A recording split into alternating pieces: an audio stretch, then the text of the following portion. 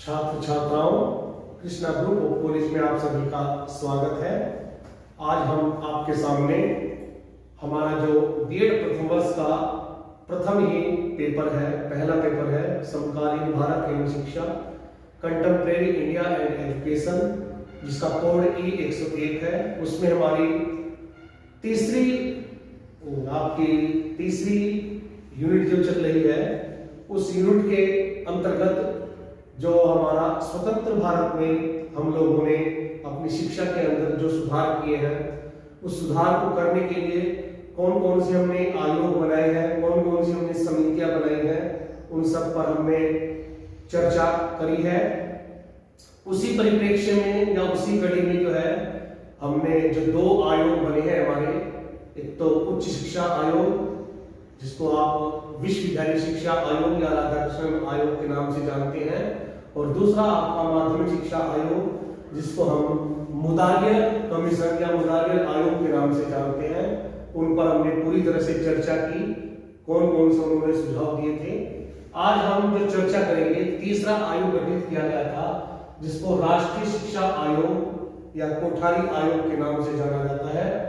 ये आपका 1964 में ये गठित किया गया है और 1966 में इसने अपनी रिकमेंडेशंस जो है वो सरकार को सौंपी है, अपना प्रतिवेदन सरकार को दिया है, अपना डॉक्यूमेंट सरकार को दिया है। तो आज इसी के बारे में हम थोड़ी चर्चा करेंगे।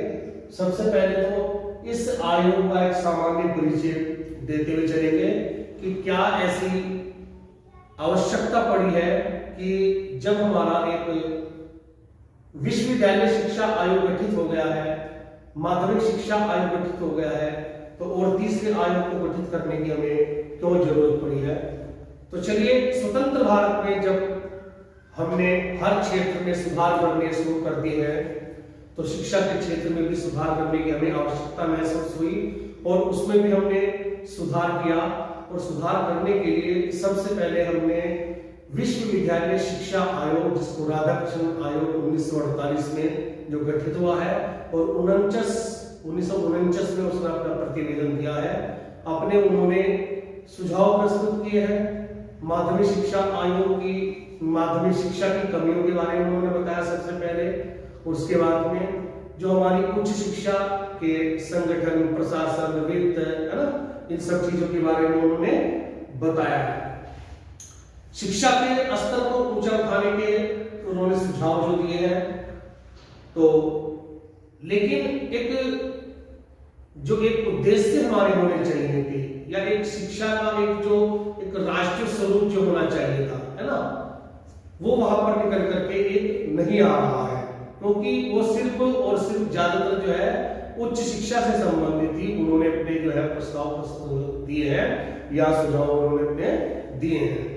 अब देखते हैं उसके बाद में 52-53 में जो आपका मुदालियर शिक्षा आयोग आया है, या मुदालियर आयोग कहते हैं या माध्यमिक शिक्षा आयोग उसको कहते हैं, उसने सिर्फ जो है माध्यमिक शिक्षा से संबंधित अपने उन्होंने सुझाव दिए हैं।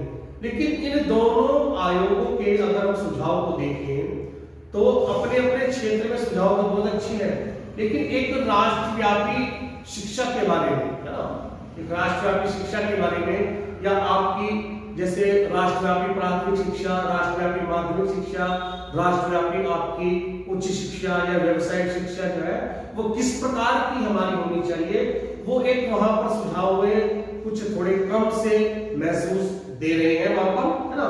तो जो एक परिवर्तन जो होना चाहिए था उन सुझाव के आधार पर, दोनों सुझाव के आधार पर, वो एक राष्ट्रव्यापी परिवर्तन वहां पर नहीं हो पाया है।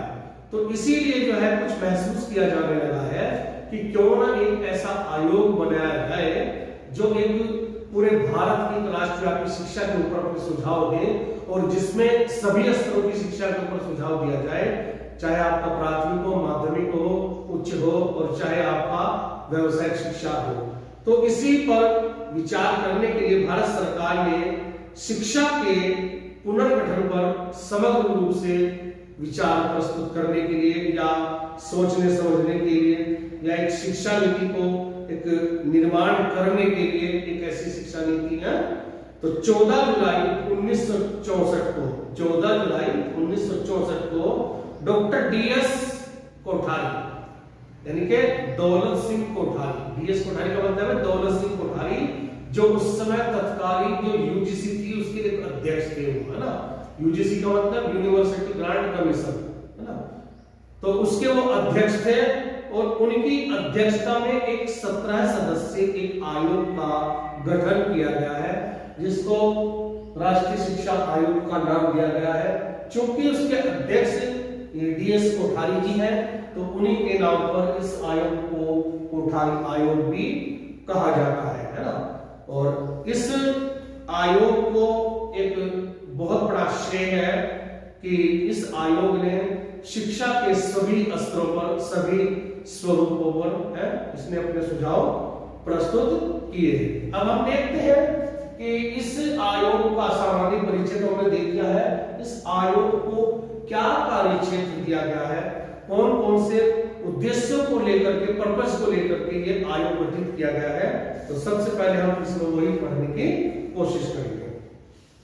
पहला इसका कार्य क्षेत्र अगर हम देखें तो तत्कालीन भारतीय शिक्षा प्रणाली का आपको गहराई से अध्ययन करना है। पूरी शिक्षा प्रणाली का प्राथमिक, माध्यमिक, उच्च और व्यावसायिक, उसके प्रति व्याप्त जो असंतोष है भारतीयों में, उसके कारणों का पता लगाना है और उसमें सुधार के लिए आपको सुझाव देने हैं। तो ये भी आपको जांच उसमें करनी है। दूसरी आपका जो कार्य क्षेत्र है, पूरे देश के लिए शिक्षा के आयोजन और प्रशासन संबंधी नीति तत्व निश्चित करना है और इस संबंध में सरकार को क्या करना है वो भी सुझाव आप इसमें प्रस्तुत करेंगे। तीसरा इसमें आता है कि पूरे देश के लिए समान शिक्षा प्रणाली प्रस्तावित करनी है। पूरे एक देश में, एक पूरे भारत में एक शिक्षा प्रणाली जो है आपको गठित करनी है, जो पूरे देश की शिक्षा के बारे में सुझाव देगी, एक पूरे देश की शिक्षा के बारे में एक पॉलिसी बनाएगी। तो ऐसी शिक्षा प्रणाली जो देश के एक चहुमुखी विकास के लिए, सर्वतोमुखी विकास के लिए, सर्वांगीण विकास के लिए सहायक हो, और यह प्रणाली ऐसी होनी चाहिए जो भारतीय शिक्षा के परंपरागत गुणों को सुरक्षित रखते हुए, उनको भी सुरक्षित रखेंगे और वर्तमान की आवश्यकताओं की पूर्ति करे और भविष्य के निर्माण में भी यह सहायक सिद्ध हो सके। तो ऐसी आपको एक एजुकेशन पॉलिसी बनानी है।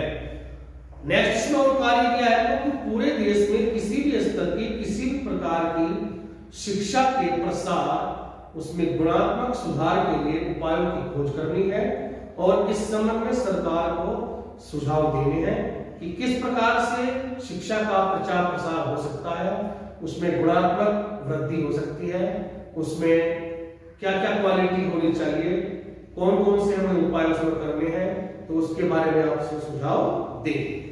अब इसके बाद तीसरा जो एक प्रतिवेदन की बात आती है, यानी कि जो कार्य क्षेत्र सौंपा गया है, उस कार्य को करने के लिए सरकार ने जो है उसका अनुसरण किया है, उसका अनुगमन किया है और उसके लिए उसने 2 विधियों का निर्माण किया है या 2 विधियों के माध्यम से इस कार्य करने की शुरुआत की है। पहली विधि थी उनकी थी निरीक्षण एवं साक्षात्कार और दूसरी विधि थी उनकी प्रश्नावली विधि।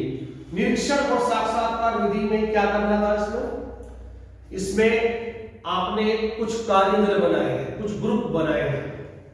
ग्रुप में कुछ आपने कर्मचारी, अधिकारी या सदस्यों को रखा है और वे ग्रुप जो है पूरे भारत में जाएंगे, वो कार्यदल पूरा भारत में जाएगा और पूरे भारत के जितने भी प्राथमिक स्कूल हैं, जितने भी आपके माध्यमिक स्कूल हैं, जितने भी आपके डिग्री कॉलेज हैं, जितने भी आपके विश्वविद्यालय हैं, उन सब में जाएंगे। उन सब में जाकर के उनसे रिलेटेड जितने भी पुरुष भाई हैं या महिला भाई बहनें हैं हमारी, जैसे आपके छात्र छात्राएं हो गए, टीचर्स हो गए, आपकी मैनेजमेंट कमेटी होगी, आपका नॉन टीचिंग स्टाफ होगा, पीओन वगैरह होगा, तो उन सब से मिला जाएगा। उन सब से वो मिले हैं, उन सब से डाटा कलेक्ट किया है और खुद भी उनका एक सुपरविजन किया है। खुद भी जैसे क्लास चल रही है तो क्लास में जाकर के सुपरविजन करना, निरीक्षण करना, और भी माध्यमिक स्कूलों की भी ऐसे निरीक्षण करना, डिग्री कॉलेज का भी ऐसे निरीक्षण करना कि वहां पर क्या क्या चल रहा है। एक तो साक्षात्कार हो गया, साक्षात्कार का मतलब ये है कि आमने सामने बैठा करके बातचीत कर रहे हैं और डाटा लिखते जा रहे हैं, है ना। तो ये सब चीजें तैयार करी है और खुद निरीक्षण भी करा है। निरीक्षण करने के बाद भी वो डाटा कलेक्ट करा है, वो ने रख दिया। फिर अलग से उससे रिलेटेड जो समाज में और भी कुछ शिक्षाविद थे, एक्सपर्ट थे शिक्षा के बारे में, कुछ समाज सुधारक लोग थे, कुछ गार्जियंस थे, बच्चों के माता पिता थे, उनसे भी मिलने की कोशिश की है, उनसे भी डाटा कलेक्ट किया। तो वो एक डाटा, एक साक्षात्कार विधि का, निरीक्षण विधि का उन्होंने एक जगह रख लिया है। दूसरा भी जो एक प्रश्नावली विधि थी, उस प्रश्नावली विधि में ये तीनों स्तर, चारों स्तर की शिक्षा के संबंधित जो भी समस्याएं हो सकती थी, उन समस्याओं से संबंधित कुछ प्रश्न बनाए गए।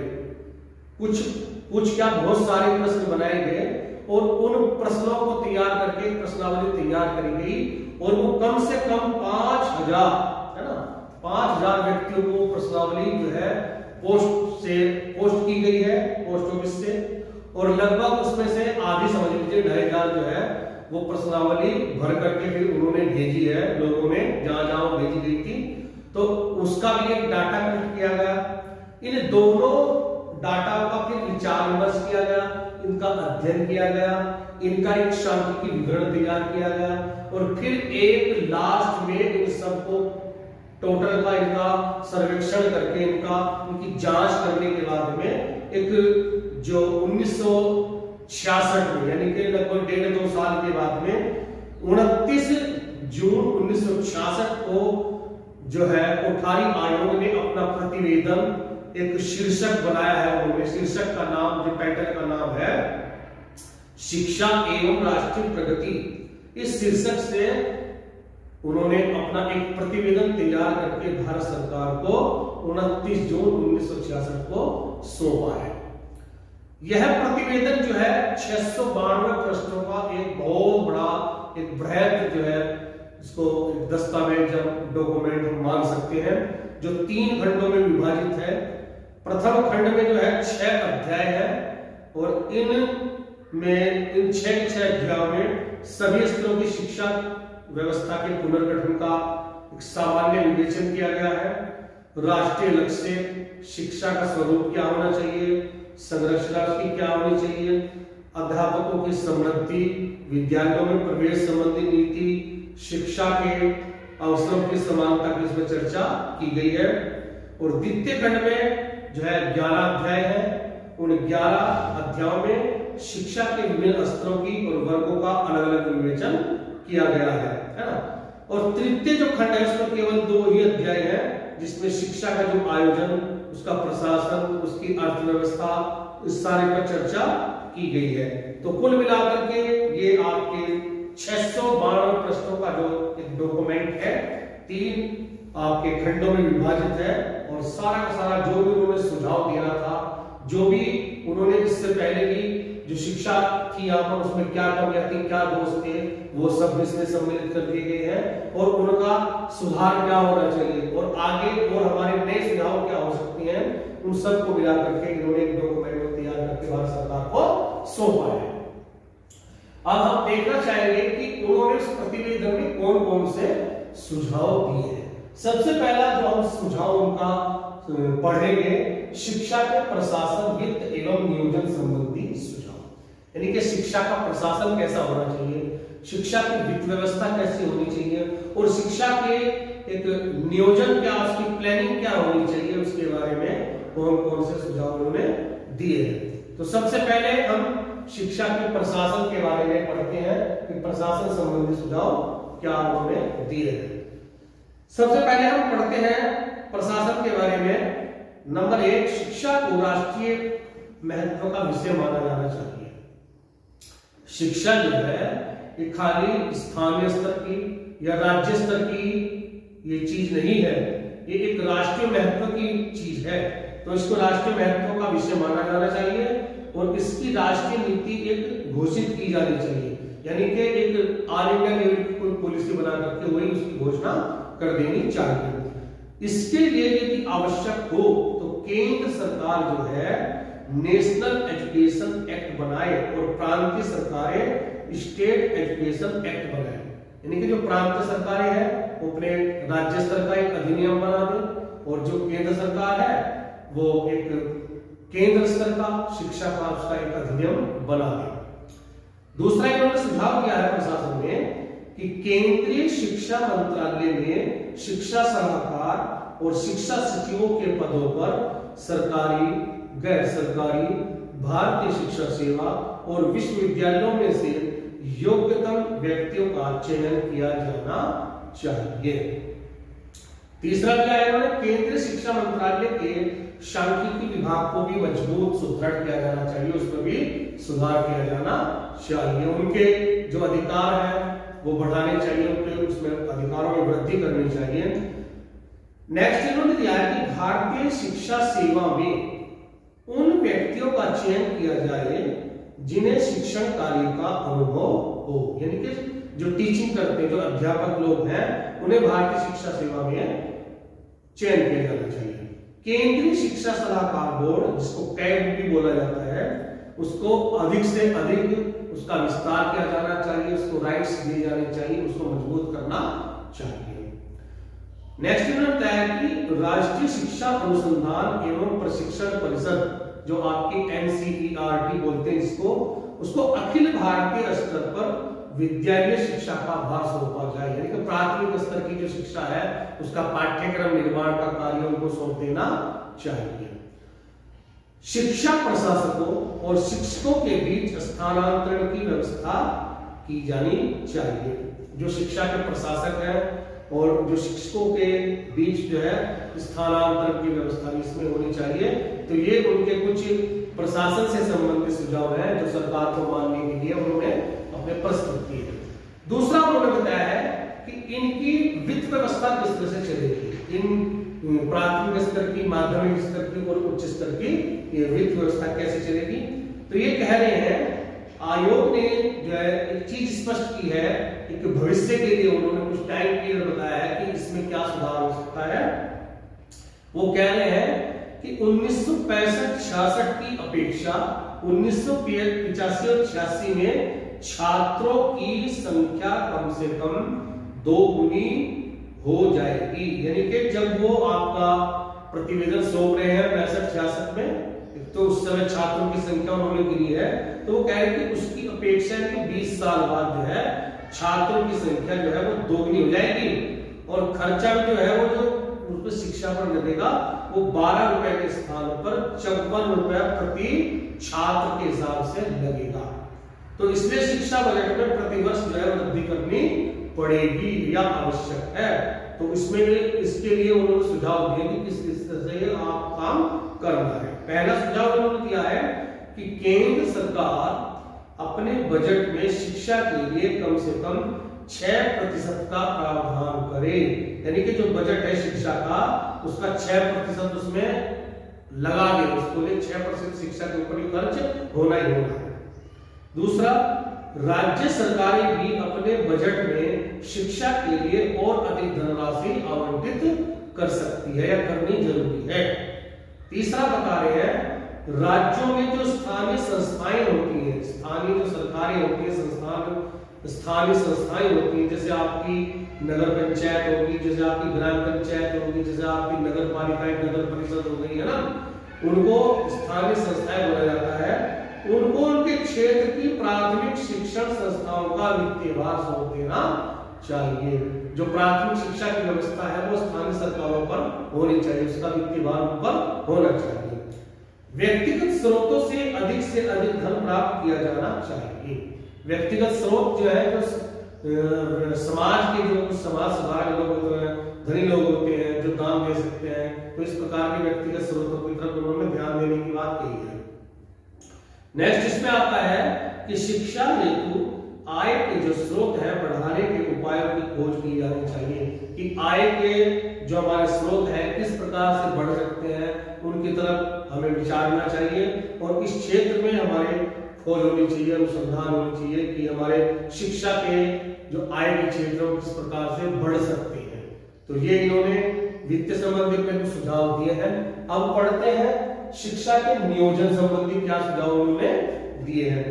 जैसे कह रहे हैं कि वैसे तो शिक्षा के जो क्षेत्र में नियोजन का जो प्रारंभ है वो आप सार्वजनिक योजना 1944 में वहीं से शुरू हो गया था। उन्होंने अपने सुझाव दिए थे, लेकिन उनके सुझाव जो थे बहुत लंबे समय के लिए थे, वो 40 साल की उनकी योजना थी। लेकिन फिर भी जैसे भारत स्वतंत्र होता है 1951 में हमारी पंचवर्षीय योजना जो है वो शुरू हो जाती है। उन पंचवर्षीय योजनाओं में जो है वो बजट पारित होता है, तो बजट में फिर दिखाया जाता है कि इस क्षेत्र में इतना पैसा लगेगा, इस क्षेत्र में इतना करोड़ रुपए जो है वो दिया गया है, इस क्षेत्र को इतना पैसा दिया गया है, इस क्षेत्र को इतना पैसा दिया गया है। तो उसी बात को लेकर के कह रहे हैं कि वैसे तो 1951 में हमारे देश में पंचवर्षीय योजना का श्री गणेश हुआ है, शिक्षा के क्षेत्र में भी पंचवर्षीय योजना हमारी प्रारंभ हो गई है, परंतु इस नियोजन में अनेक खामियां थी और आयोग ने इसमें सुधार के लिए अपने को सुझाव प्रस्तुत किए हैं। क्या?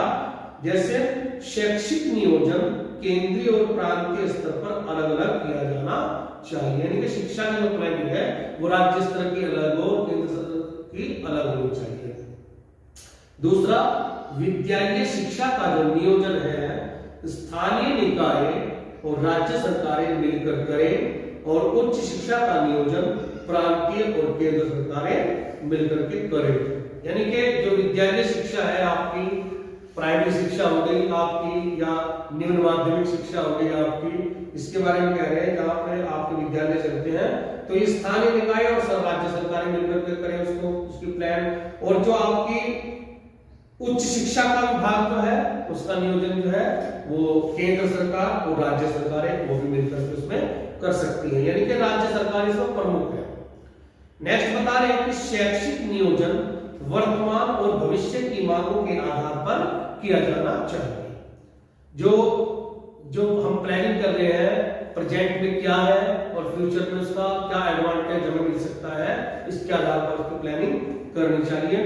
राष्ट्रीय, प्रांतीय और उसके बाद स्थानीय आधार पर प्राथमिकताओं का वर्गीकरण किया जाना चाहिए और उनके आधार पर अभी सारे के सारे कार्यक्रम हमारे नियोजित किए जाने चाहिए। यानी कि राष्ट्रीय, प्रांतीय और स्थानीय आधार पर हमारी प्राथमिकताएं क्या है, हमारी आवश्यकताएं, हमारी मांग क्या है, उसके आधार पर आपका जो शिक्षा का जो पाठ्यक्रम है उसको नियोजन करने की बात कह रहे हैं। शैक्षिक नियोजन इस प्रकार किया जाना चाहिए कि 6 से 14 वर्ष आयु वर्ग के सभी बच्चों के लिए अनिवार्य एवं निःशुल्क शिक्षा की व्यवस्था की जानी चाहिए। माध्यमिक शिक्षा जो है 70% बच्चों के लिए पूर्ण शिक्षा हो सके और 30% मेधावी छात्र छात्राएं उच्च शिक्षा में प्रवेश ले सके। यानी कि 6 से 14 वर्ष तक की आयु वर्ग का कोई भी हमारा बच्चा जो भारत का है वो बचना नहीं चाहिए जो एनरोल्ड ना हो प्राथमिक शिक्षा में, चाहे लड़की हो चाहे लड़का हो, किसी भी धर्म का हो, किसी भी जाति का हो, किसी भी क्षेत्र का हो, तो सबको ये शिक्षा अनिवार्य होनी चाहिए। और माध्यमिक शिक्षा जो है कम से कम 70% तो जो छात्र है उसको पूर्ण इकाई मान ले, यानी कि उसके बाद वो रोजगार ले ले 12वीं के बाद में, और 30% जो मेधावी या प्रतिभाशाली बालक होते हैं वो ऐसे हो सकते हैं जो उच्च शिक्षा में अपना प्रवेश ले सके। तो इस प्रकार का हमारा पाठ्यक्रम होना चाहिए। शैक्षिक नियोजन करते समय इस बात का ध्यान रखा जाए कि कुल शिक्षा बजट राशि का 2/3 सामान्य शिक्षा पर खर्च हो और 1/3 हमारा उच्च शिक्षा पर खर्च होना चाहिए। यानी कि 2/3 जो है आपकी प्राथमिक और माध्यमिक शिक्षा को लेकर के कह दिया है और 1/3 आपका उच्च शिक्षा के ऊपर लगाने के लिए कहा है। शैक्षिक नियोजन में अपव्यय व अवरोधन को रोकने के लिए विशेष प्रावधान होने चाहिए।